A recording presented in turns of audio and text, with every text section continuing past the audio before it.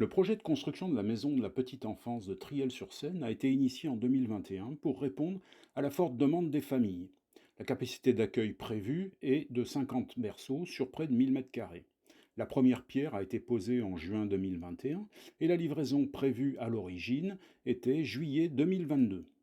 En 2021, le budget de la maison de la petite enfance était fixé à 2 millions d'euros hors taxes.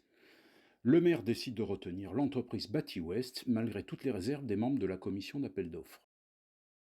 En 2022, le budget est revu à la hausse pour passer à 2,4 millions d'euros hors taxes.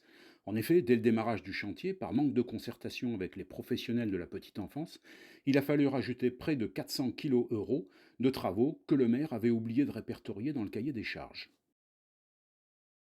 En 2023, le budget est à nouveau réévalué pour passer à 2,7 millions d'euros hors taxes.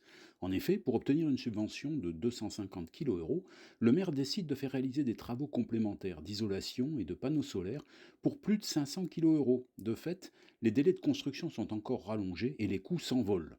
Finalement, en 2024, le maire nous apprend que l'enveloppe sera de 3,3 millions d'euros hors taxes. Mais le maire ne donne aucune justification pour cette nouvelle augmentation, qui est donc bien mystérieuse puisqu'aucun marché de ce montant n'a été passé. Au final, quel est le bilan économique du projet? En 2021, le maire indiquait que ce projet ne coûterait rien à la ville, puisque les subventions et la cession d'une partie du terrain devaient couvrir intégralement les dépenses.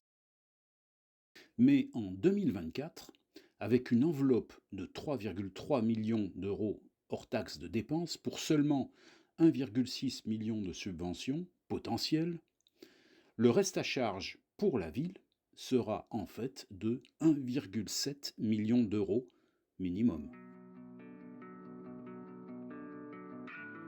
Ce projet est un véritable désastre financier pour notre ville. En conclusion, à fin 2024, il reste de nombreux travaux à terminer. Le projet a 2 ans de retard. Le chantier est à l'arrêt depuis 1 an. En définitive, la situation technique, financière et juridique du projet est vraiment inquiétante.